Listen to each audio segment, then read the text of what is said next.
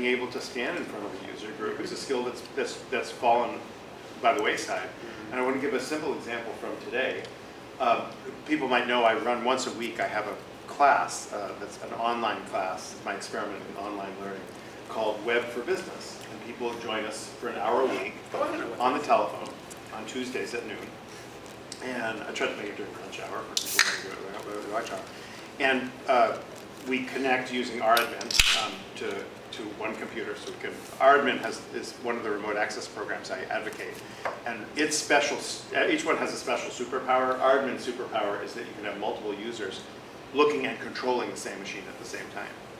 So we have the students look in, we say, so this week, last week I got a cold call from a company called Secure, which is a British, Manchester, England-based company that provides education to corporations to discourage hacking, phishing attacks, social networking, social engineering, and various other type of bad things that happen. So they wanted to do a demo. So I said, great, come to our class. You can do a demo for us. So the gentleman showed up right on time. He started giving this demo. And I led the questioning, and I started asking him some pointed questions about this product. In particular, the kind of education they were using was multiple choice tests, basically, saying, it's someone can send me an email that might have a phishing attack in it, true or false, this kind of thing. And my response to this was, this probably doesn't work very well as a pedagogical tool. In fact, the only way to really make it for a safe organization is to have a culture of safety. There's a whole human element involved. And the learning process also is evolving, and a multiple choice test probably doesn't cut it. I mean, versus showing examples and how do you spot them? And Lots of examples, but also lots of practice. The fact is, security is a practice. It's not something you teach somebody, oh, this is what to watch out for, we'll see you later. And what this company's doing is they're providing like a grade for employees. Yeah. Oh, they passed all these tests, therefore your company is safe. Oh. And so I asked questions based on my own experience. I was saying, with our customers, I don't think this would work very well. Here's what was really striking about this. This guy was completely unprepared for this kind of discussion. He was used to giving the WebEx demo, which has become a cultural norm, which is the company, and this is what the Boston Computer Society folding, I think, was sort of the clarion bell for. Let's now put it in the hands of the companies, let them teach the users. But in fact, companies of course have a vested interest. Their primary interest is to sell out and make lots and lots of money and go to Tahiti or whatever it is that these capitalists do. Yep. That's not good for us. Right. We need vendors who care about us. And so if I have time later, I'll talk about another vendor experience along those lines. But I just want us to bear this in mind as we close 2019 and move on to 2020. I feel like it's our job to rejuvenate and re-energize this approach and to find vendors, including, we want to have luck like Len did. We want to be sitting next to Reynardo and say, we can do something for you. And there are... Well, for each other. And for each other. And I think there are startups and other organizations that do want this, who get this. And if this means passing BS to try and sell their product, they will do it, happily. I've run into this 100 times.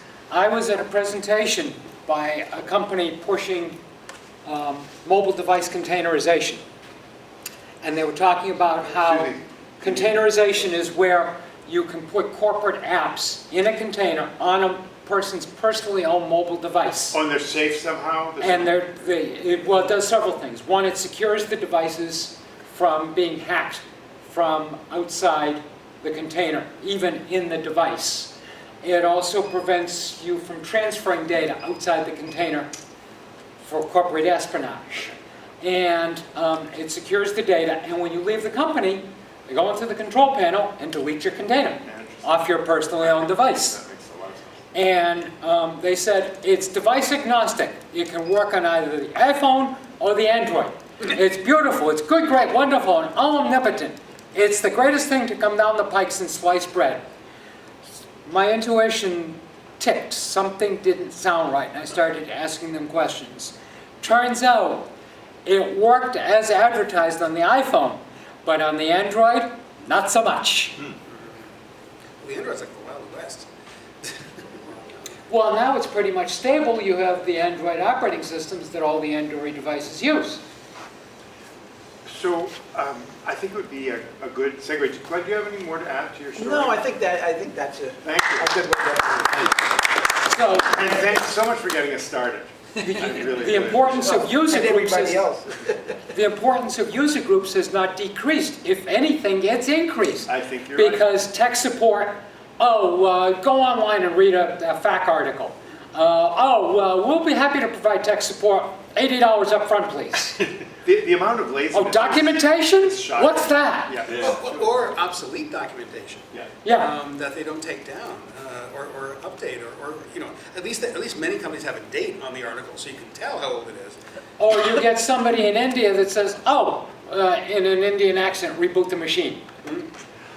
Sam, do you have a good story to tell us for this year? Do you have a computer Success story story? or a success story? Nothing to do with computers. I'm in the process now of changing over to Windows 10. Yeah, So fun. Now, are you upgrading the machine or buying a new machine? I bought a new machine. I'm trying to transfer. Well, I was trying to transfer a used Laplink. Yeah. It ran for a week. Oh, nothing. Oh, God. Oh. Absolutely nothing. How much data have you got? I've got a lot. I never throw anything away. And so then I tried the AOME version, and that passed some trivial stuff. So what I'm doing is I'm using Acronis. That's what I was I'm going using to last To back up week's the old stuff and backup. then I'm bring it over. hauling everything out. I'm putting it in its places in the other, and then what I really absolutely need to have is software. I'll install that directly. That's my approach. Copy the data over either raw with an external drive or with a backup program, and then sit down and just install each program that the client needs one by one. Yeah. How about removing the hard drive from the old computer and attaching to the new computer and copying?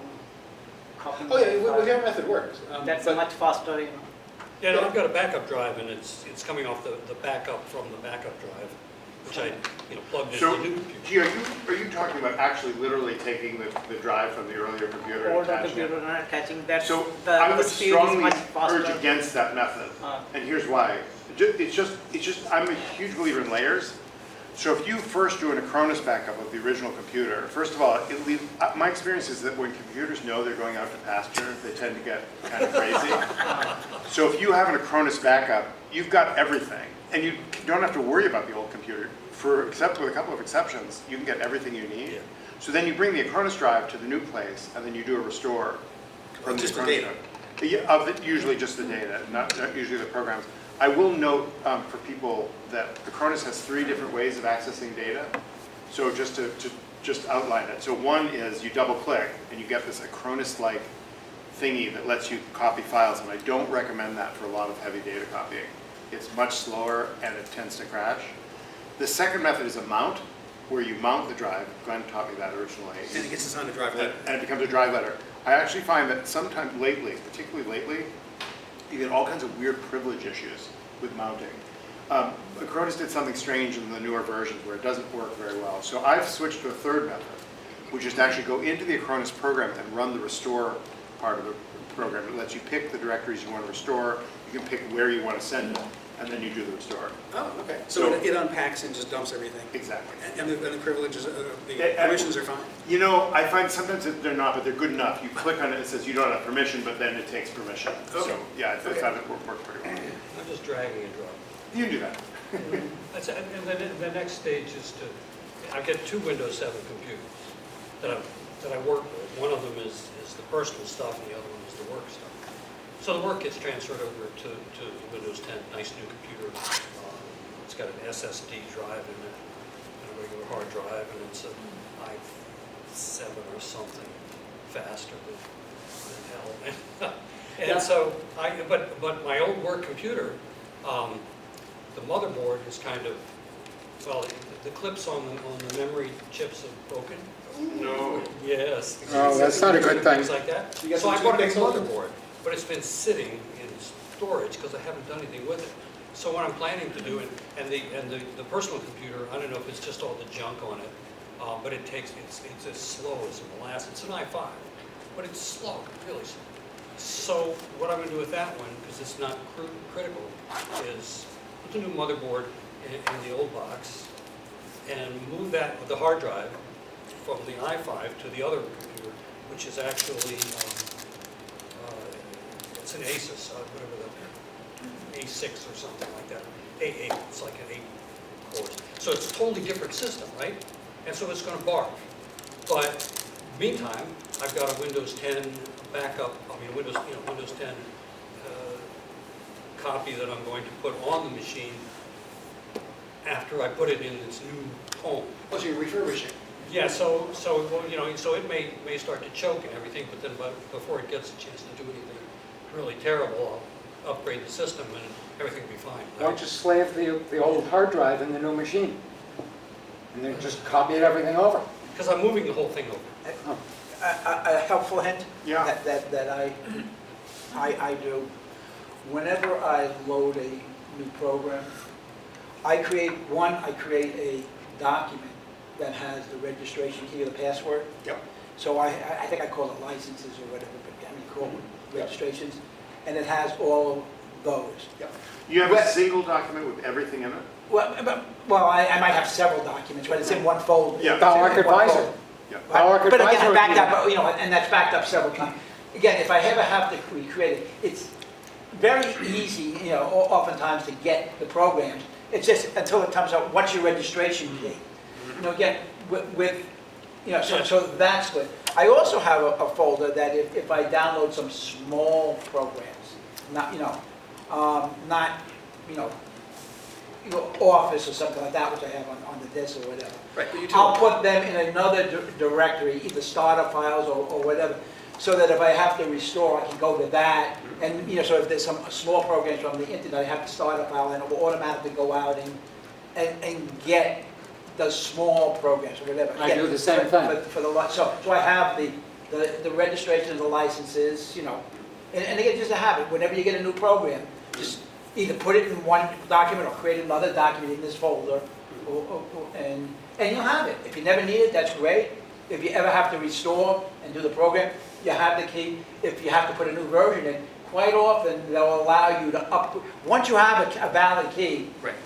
upgrade pricing is available. Most times there's a way to get that key into the newer version of the program. I do the same thing because I the see one. program can get... See one. I do something similar to that. I use KeyPass. I store all my passwords in there and generate secure passwords. But I also store other information. So when I get Acronis and I have a key for Acronis, I create an entry for it because for Acronis you need to have a login. So I create the login there and I have all the keys associated with it. It's in an encrypted file and I store it in several places on my computer and Dropbox and a few other places.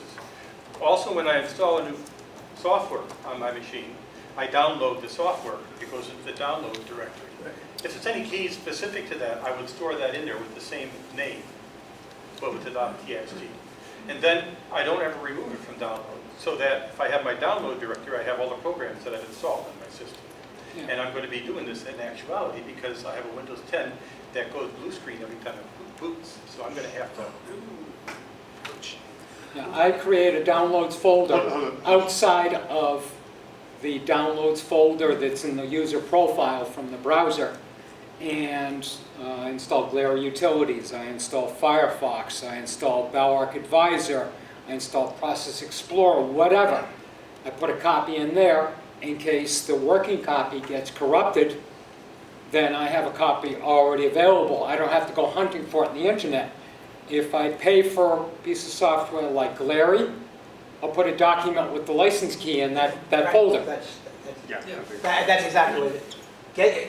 Make sure you save your license keys or whatever in one folder, one document, and put that several places. Well, I swear by Bauer Advisor. Yeah. I love Bauer Advisor because it captures your machine configuration, it captures all the software installed in the machine, and it also captures all the license keys. We had them at one of our meetings quite a few years ago, if I remember.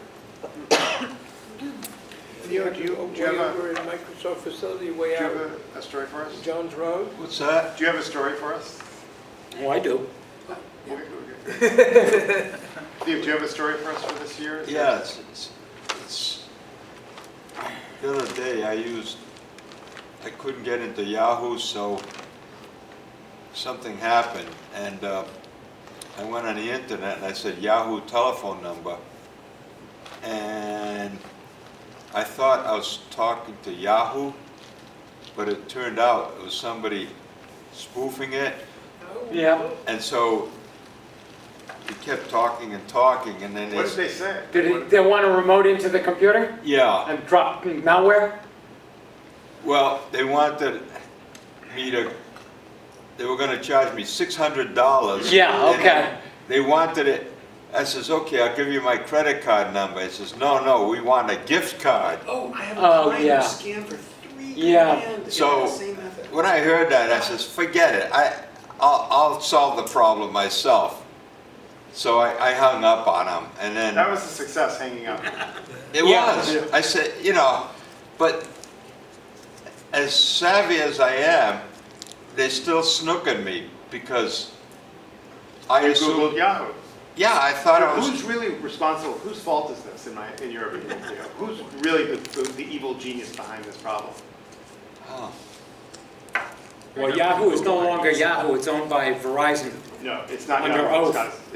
I mean, the problem is the search engine barons who created this environment where oh, they allow. they allow this kind of nonsense. They have vast resources. They could put this to sleep in 2 days, I know. and they don't bother. You think they can? Absolutely. Well, the same thing as the You build a robocalls. lot with $30 billion in cash. Yeah, it's like Facebook. They're allowing people Run to for lie. president. Well, no business being anywhere near the White House. So, Two of them. so good job. I think that us learning to recognize this is So really what critical. search engine you recommend to use? BNUG? Yeah, just So it's less about the search engine. It's more about understanding the mentality behind the search engine. It's just important to understand what it is. It's not an authoritative, trusted source. that's the problem. Yeah. I ended up trusting it. Well, and if they took credit cards, you would have been fully scammed, Yeah. Yeah, so but see, a thank you, credit like- card, you can recover it. Oh, I got scammed. You And they'll sometimes- charge it back, and that's why they wanted a Yeah, gift card. except that in May, my wife got on the internet, and there's a hotel we stay at in Lenox, Mass, that we've been staying at for 50 years. So she typed in the name of the hotel, and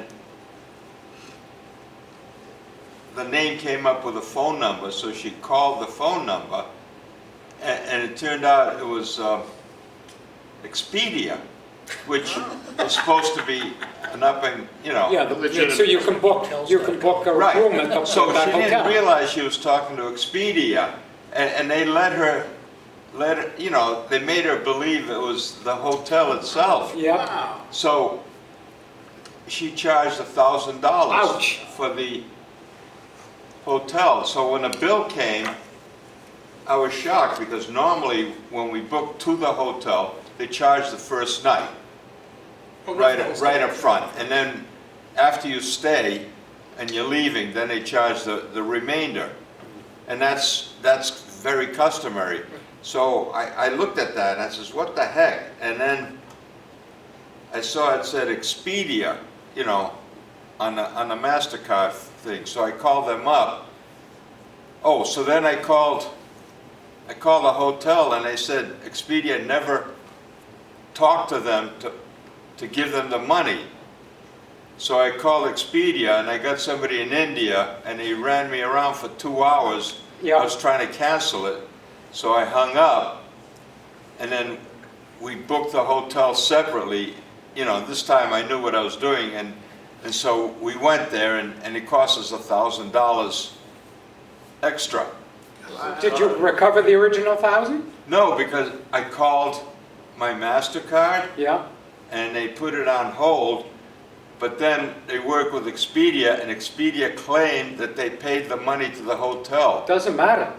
Does not matter. I've been in that similar situation. Well, hold on. But- And the card charges it back. So I had to pay them. Now, the hotel never got the money, but I don't know if I should go to the Attorney General. Absolutely. Absolutely. Absolutely. You No, can't not lose anything. necessarily. Go to the AG. First of all, you go to your credit card and you file a dispute. You bought Yeah. something and you didn't get something for it. That's right. That's File number a one. dispute. Give them information about how you tried to get the money back. Well, When I you called- did. I wrote- No. Write down when you call them, okay, what you said, who answered, the next time you called, what letters you write, and so forth. Document that, file a dispute with your credit card company. They'll immediately credit you the $1,000. But they did that. I went through that. Then they credited you the $1,000. Yeah, they credited it, and then they went to Expedia to verify that I wasn't And they lying. verified it, so they recharged you the $1,000. Yeah, File Another one a saying you never got dispute that. against their recharge, saying why you should get your money back. That's right. Since they never transferred the money to the hotel, you didn't get what you paid for. that's correct. However, without paying anything, you're getting all this good legal advice. from- Yeah?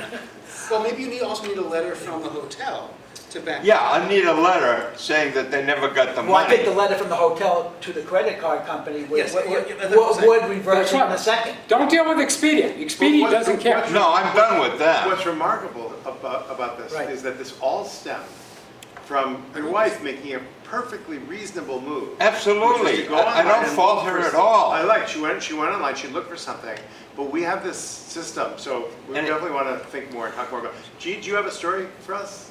And was it truly Expedia? Or was it somebody spoofing Expedia? Trace, we'll get that. No, it was, because when the credit card company went to Okay. Expedia, they came up with this 10-page document trying to show that they paid the money. No doubt. Evie, do you have a story for us? I just want to say one thing because you guys were talking about users group. Yeah. I think today's world, there's no more users group, but there's a meetup. No, So, they're all What's meetups the now. difference between a All meetup meetup. and a group user? well, users group usually, I think in the old days, you need someone to organize it.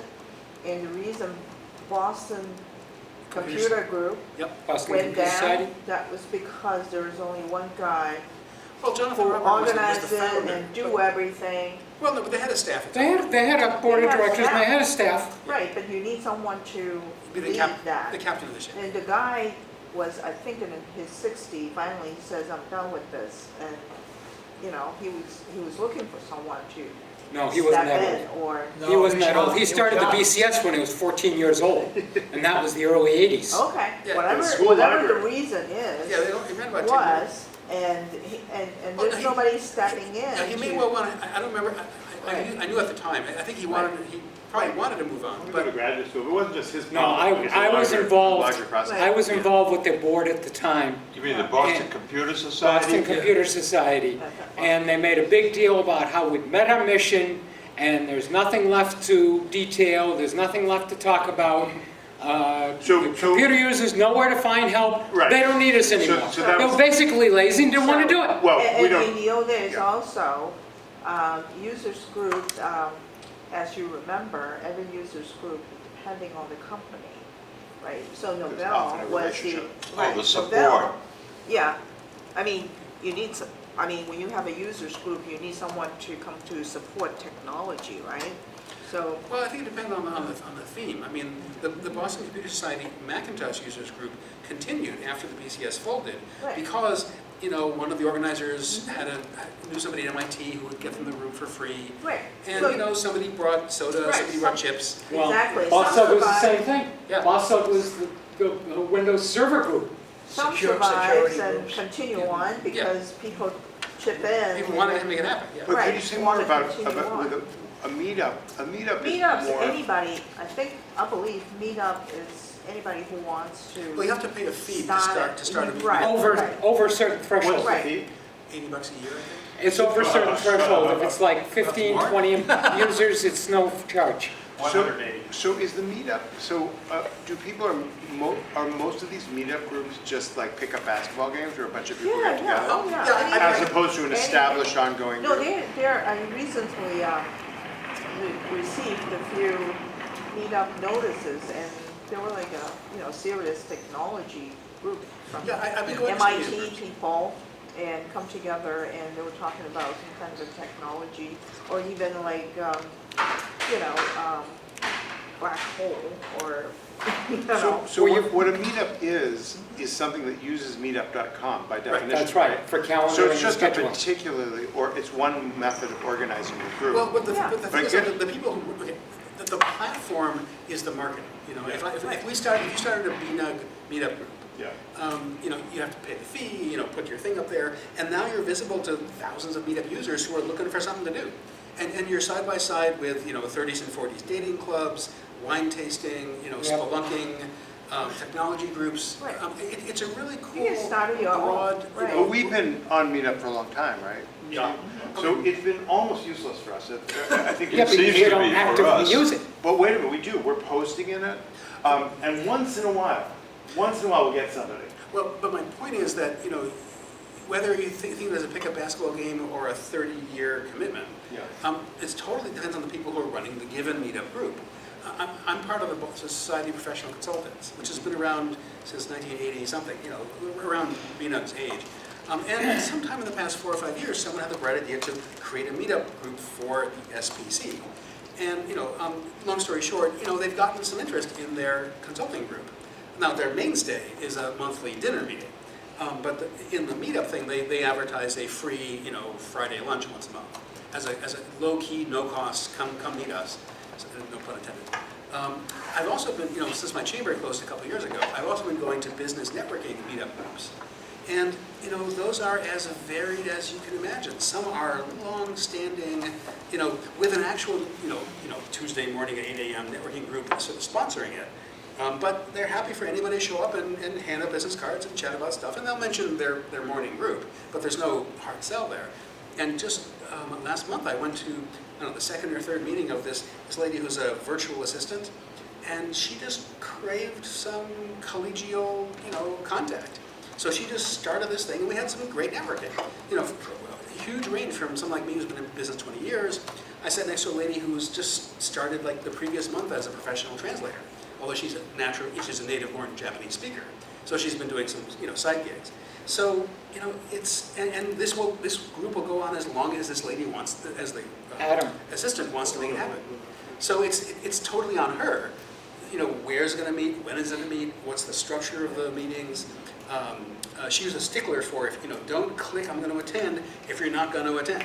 Yeah. I mean, last time we were here and the place was. We had trouble getting in, I think. There was this guy in the parking lot who had found BNUG on Meetup and was incensed that the Meetup group only showed, 3 or 4 people are going to attend. So in his vision, our only existence was on the Meetup. Yeah. And I tried to tell them, you're assuming facts, not evidence here. This group has been around for 30 years.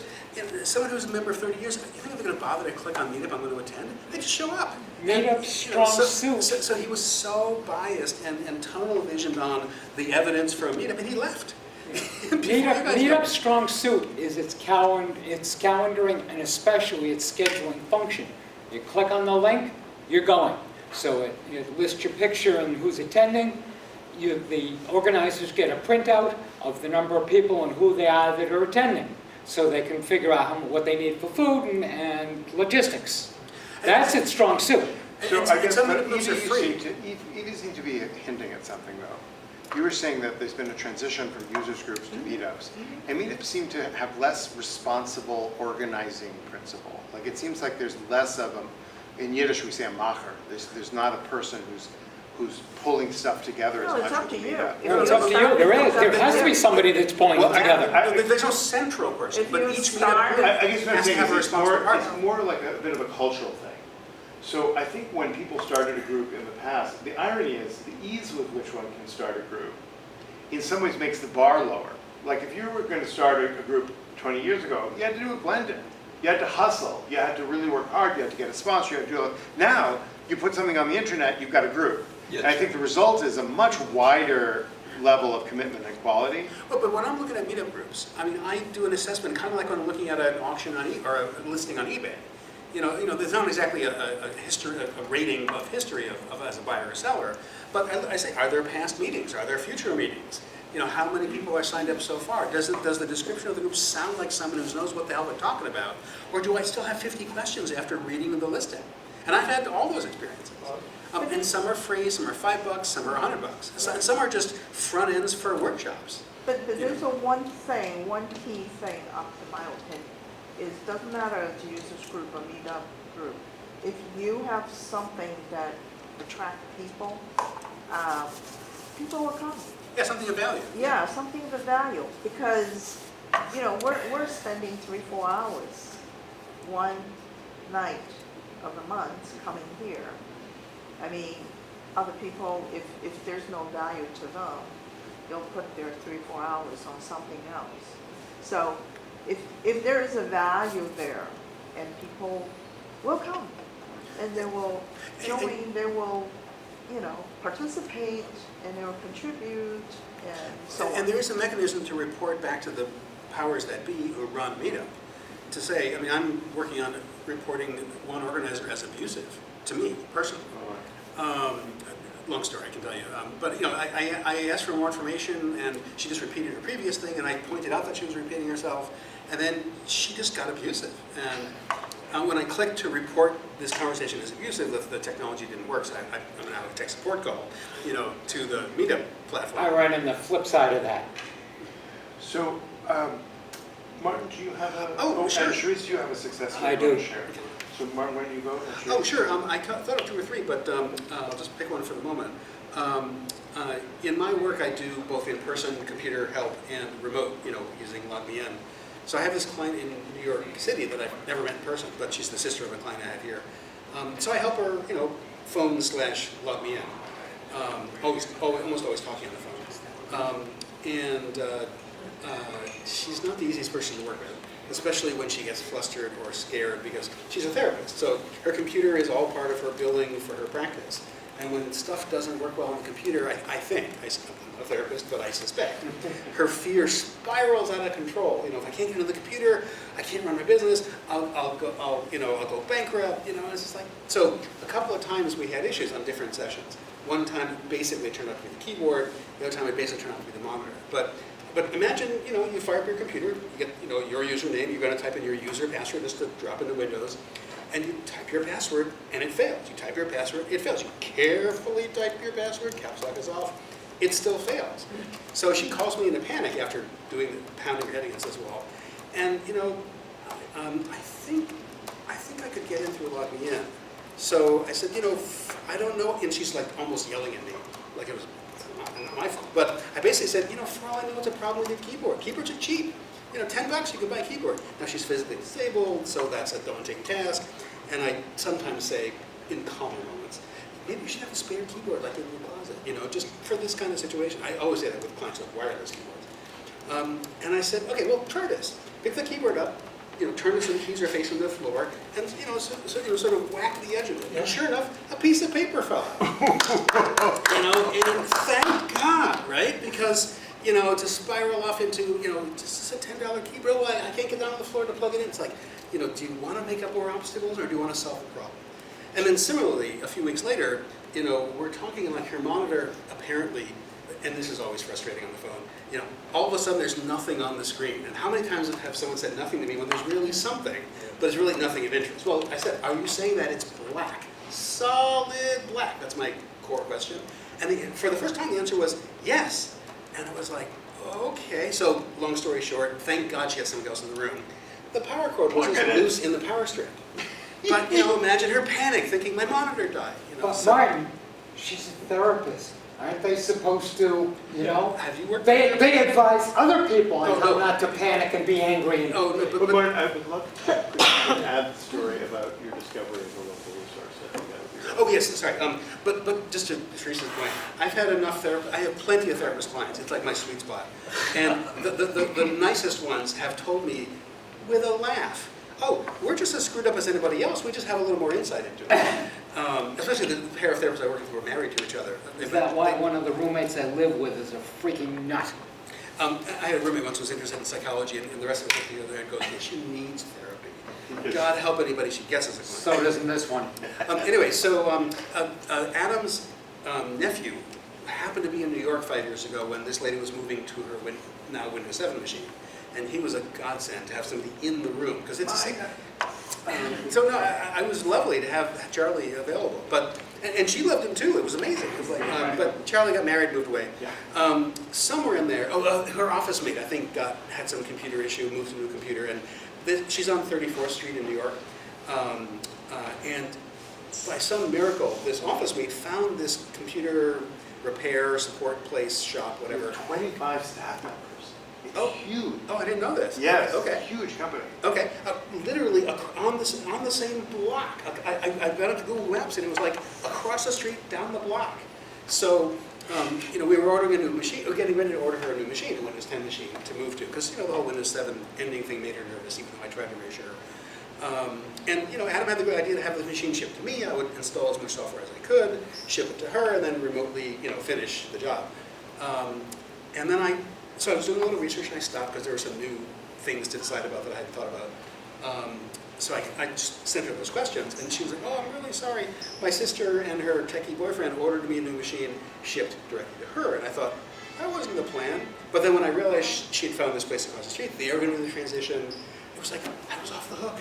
Oh my God. Yeah, but you bought her machine. No, I looked at machines. Oh. I didn't order anything. Okay. When I saw some complicated questions, like she also wanted to get a new monitor, so there's a chicken and egg with, what ports, which do you buy first, the computer, which do you choose first? The computer, then that limits the monitor choices, or the monitor first, and she wanted a 15-inch monitor, which are hard to find. Turns out she let her sister order a 20-inch monitor. It's like, well, how come I didn't get that footstool? So anyway, but the long story short is godsend of the place across the street, and I'm all of a sudden off the hook for this very stressful, move to a new computer. So it was like it wasn't even on my nickel. The monitor and the keyboard problem were my contribution. But thank God she found a support place. So, And I think one of the Payment, reasons does that client pays you? Does he have it? Do you Oh, also have it? oh yeah, she pays Collection it. Yeah. problem also? No, Does she she's- complain about the payment? Oh no, there's no problem with payment. I mean, she happens to be someone who's on a limited income, so I let her pay me over time. But she's always, when she can pay me, she pays me, and I let that go over time. She is very responsible and respectful about that. So one theme I'm hearing here actually, and Steve has a comment about Meetup that also may fit into this. I'll just make this quick comment that very often we get into these various kinds of relationships, especially now that remote access is so easy, where actually there's a moment, I think one thing to learn from Martin's story is there's a moment when you say, I think someone needs to be in the room with this person. The remote access is so successful that I joke with my customers, but you can't smell the burning power supply. So there's definitely some loss. Steve, what's your comment about Meetup? Okay, somebody here made a comment about Meetup that someone took a look and they only saw 3 people signed up for the meeting. It was for our meeting, yeah. For Yeah, this it's meeting. right. Well, I just took a look at our meeting and 3 people signed up. 2 of them didn't show. Oh, no. Chicken and egg. And the only other one, I signed up because I started it. But if you signed up, Yeah, So, because we all know, we don't bother with Meetup, we And send you an email, I'm coming. that's fine. However, other people who look at the meetup see only 3 people coming. Right, so it might behoove us to make an effort to just click I'll attend on Meetup to legitimately bolster our numbers. And that there's a chicken and egg to marketing. Yeah, that makes total sense. So could I ask everyone, I promise, I am awful about this, and I promise to try to do it. Could I ask everyone for the next meeting that you want to attend, that you go out of your way to hook up with the Meetup thing and get signed Okay. up with it? Yeah, I mean, People game for that? Yeah. Sure. I got it. If you're getting the email, then you're clearly having a Meetup account. So I've got a question. Most of the time when I try to say I'm attending, it wants me to register, and I don't know why, I refuse to register does that in mean, Meetup. Steve? Do you have an account on Meetup? No. That's why I want you to register. Well, So you can't do what I'm asking They unless used you to. register. like last year, you could You just just, sign up? yeah, you just sign up. Oh, I thought you were. Yeah, but you have to have an account. Why? So that- because then it shows your picture, you're attending, you can send and receive messages. But you can't just sign It up did for a Meetup before. if I'm not. It would put my picture up and everything. Well, no, you. That's right, it's one picture in your profile, for all the meetup groups that you belong to. Use a, make up an alias, get email things for it and everything else. Homeland Gestapo doesn't need to know anything more. Do what? Put Barton's picture on your, Create different profiles No, for it's- different classes of groups. Well, are you really sure you don't have an account? Because I thought you couldn't even get the email unless you had an account. Well, I get the meetup announcements. Well, that sounds like you have an account. That sounds like you have an account. Maybe you just have to do a forgot password. Theo, tell you what, I when share- you get the next one, why don't you give me a call? Yeah. And we'll look at it together. I share his experience because from time to time, I can sign up, and then other times, it's just, We should I learn. we should thought learn I about signed this. up. Yeah, sorry. I go through the whole process, but then my So, name doesn't when I'm- show Evie, I up. suggest that you speak to your local IT person. Well, I will tell you, on my older Macintosh from 2009, I can only do so much on Meetup.com. But on my new Mac or my new PC, newer PC, the website works just fine. IT department, I need a new computer. Yeah, check to see if you've got an account. Sharice, do you have a success story for us? Yeah, 2016, I went into a client, it was September 2016, routine call to do PC maintenance protocol, which is look at the updates, see what needs to be installed, check the machine, make sure they haven't plugged a heater or a coffee pot or an air conditioner into the outlet, clean the printer. Oh, USB cord plugged into Ethernet port is my most Yeah. frequent mistake I find, because it fits. Answer any questions, solve any problems while I'm there, hold their hand, make them feel comfortable. And I go to do the Windows updates, and the machine sits there and scans. Now, when you start doing the Windows updates, it usually takes 10-15 minutes till the Microsoft server figures out what the machine needs, and it loads it all up. And then you decide which ones you want, you go and install, and it takes another few minutes for it to start downloading. We'll just sat there and scan. And I'm looking at it, and it's scanning for updates, and it just sits there. After the better part of an hour, said, okay, this is not working. Why is it not working? So I did some research on site, but basically I was spinning my wheels, and I didn't want to burn up the user's money or time. Windows 7, Windows 10? Windows 7, Yeah, thank you. 2016. And so I bailed. I did as much as I could. I said, when I have an issue, I need to resolve it. I need to do some research. I'll get back to you. And I went home and I did some research. And the more research that I did, the more questions that came up. I started doing Google queries. And what I found was, depending upon how you crafted the Google query, there were anywhere from 4 to 28 million hits. This issue had been going on for 7-8 months without resolution. And people were experiencing the same symptoms that I did. So I started digging. Depending upon what you did manage to get installed, because some machines actually you were able to get a few updates in, some of them would just sit there and spin. And I also found that some people had disconnected the machine from the internet, and it would still sit there scanning for updates. They found there was very little activity on the machine, there was very little activity on the internet, but it was sitting there scanning for updates. Oh, it wouldn't time out or anything? It wouldn't time out. And depending upon what the machine did manage to get installed, there were anywhere from 15 to 21 different updates. And some of those updates were roll-ups of bunches of other updates. And I started going through them.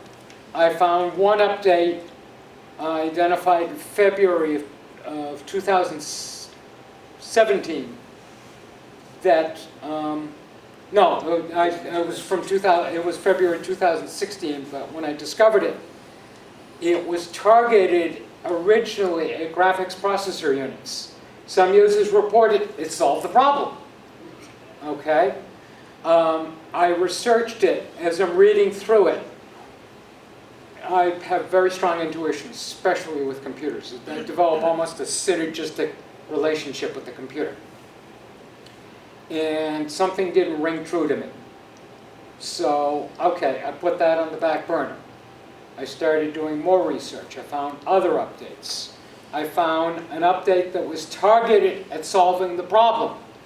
As I did more research on that update, it broke more than it fixed. And I found roll-up updates. So then I had to break the roll-ups down to the individual updates and research each one. And of course, updates that made it through the research process, I would then try on a local machine. The end result was I identified one update that I needed to get to.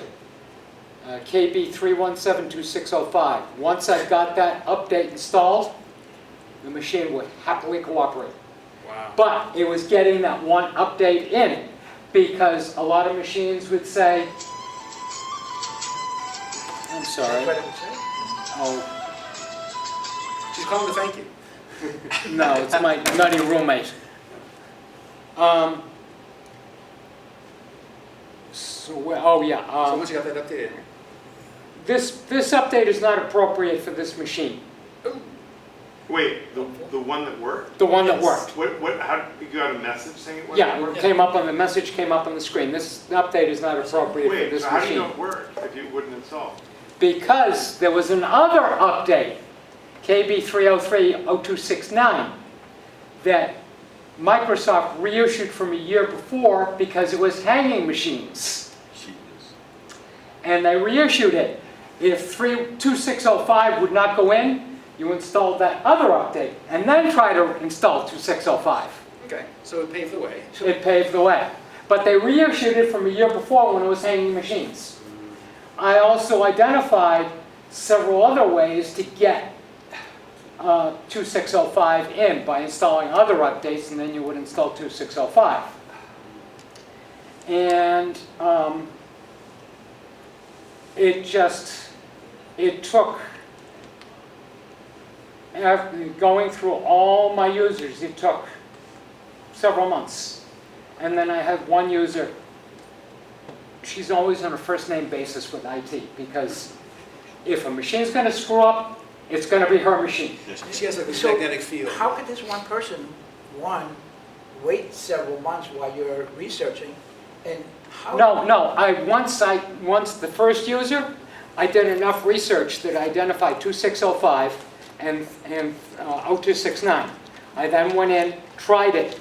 I'd go in a couple of times till I got her machine to work, because not every machine would cooperate the But it same way. sounds like with all these researches and cross-compiling or whatever, you spend hours and hours I did. and hours. I did. And you certainly, I don't think, could charge the No, I client couldn't. So, I mean, But the research I was doing covered all the clients. I could use it for all the It was clients. a benefit to her business. It was a benefit to the business, plus the success story. And once I got her machine stable, awesome! I did another machine. And again, tried the research, tried the alternative methods, and it wasn't working. Now I remembered from about a year and a half before, I had a problem with getting Windows Update to work, and I updated the Windows Update service engine. What the hell, why don't I try that? That worked. I updated the Windows Service Update, and then the machine happily downloaded updates and installed them, including 2605. And flowed like a righteous stream. That's right. And then I had another. I'm just going to interrupt you. We just have a couple more minutes. Yeah, I'm almost done. Yeah, so hold on, I'm going to interrupt you because I did want to include my success story before we wrap up. Sure. So this is going to be very brief. Can I finish? No. Really? Really, yeah. We're really out of time. Yeah, right. I think we got the gist. It's now the time. Well, Patience, they're gonna pick this up. So I just wanted to tell the story about Call my roommate back. the huge conglomerate, LogMeIn. which I've been a business partner with for years and years. I've been using LogMeIn, I collect lots of money, I give them lots of money so that I can do You remote said access. before that they raised the prices outrageously. This year, they essentially doubled the prices. Well, and that trend has been going on for years. They've been working on it, but it's just, this year for me, it was going to be a real double. I would have to turn to my customers, who I charge $20 each to use LogMeIn. I would say, you're not going to pay me $40. And that's just for this next year. Who knows And what's- who knows what's going to happen. So I thought, enough already. So I started shopping around. This was really hard for me. I've been using LogMeIn. It's like a screwdriver. Like you know where everything is, you know how it works, and customers depend on it. And most of the other companies have different billing models. They have different technology. It's like a whole bunch of stuff. So I came across this weird company. It's well known for what it does. It's called iDrive, which is an online. Shh, Therese. It's online. They provide some online cloud-based storage. They know as a backup system. Yeah. So they hired this guy who said, "Oh, look what LogMeIn's doing to his customers. Why don't we beat the hell out of them?" So he invented LogMeIn from scratch. This is AnyDesk? No, it's called Remote PC. And he reinvented LogMeIn using modern technology. LogMeIn is ancient. It's been using the same technology for like 15 years. This guy has access to all this new stuff. So I think he spun this up in like, I don't know how long it took him, but not very long. And what's so amusing about this company is that I'll call them and this guy will talk with me. And I'll say, it doesn't do this. Oh yeah, we'll get that next week. We'll get that. And he does. He does. So this, I've had issues with it. People want to learn more about it, please talk with me. It's basically better than LogMeIn in some ways. It doesn't do some things quite as well, but it's decent. And I feel very comfortable now. I had a whole testing period. And so I urge people to check it out and talk with me. Remote PC. Better than Zoom? Different than Zoom. Zoom is more for meetings sharing. LogMeIn and Remote PC allow you to help a customer in an emergency. And that's its real function. But I just wanted to say that the real success right here was of my heart, which is that this was terrifying. I was really scared. This is such in the customer's face. You're doing this program. If it screws up, it makes you look really stupid. Well, you get disconnected or embarrassed. Yeah, and I did have some of those problems. And I want to say that I was brave and my customers were supportive. They understood exactly what I was trying to do. They were horrified about what LogMeIn was doing. And they supported me and they basically said, yeah, let's get it in a different program. So I urge people, when have the courage to do that. And I feel so great being able to, in February when my LogMeIn contract ends, and they say, all right, you ready for the next big hit? The big thing is double the price. That's what's big, right? Yeah, exactly. How much is Remote PC compared to LogMeIn? This year was a huge bargain. The equivalent services in LogMeIn would be $5,000, and theirs was $1,000. It's a huge difference in price. But they offered a huge discount in the first year. My expectation would be about $1,000 a year for 300 users, which is a huge discount compared to LogMeIn. Yeah, I mean, I have a 100 user account with LogMeIn, and it went from like 800 to like 1,600. This past year. Huge difference in price, and it's an entertaining program. The speed of it's remarkable. And it doesn't handle low speed connections quite as well as LogMeIn. So I've definitely had issues. So if you're interested in checking it out and using it, talk to me about it. Did you carefully pick which clients to try it with first? Yes. Okay. Yeah. Yeah, I tried it with people who love me, and people who will understand if I screwed up. I'm so glad you all came. Happy birthday, BNUG. Thank you, Glenn, for getting us started. Thank you all for keeping us going.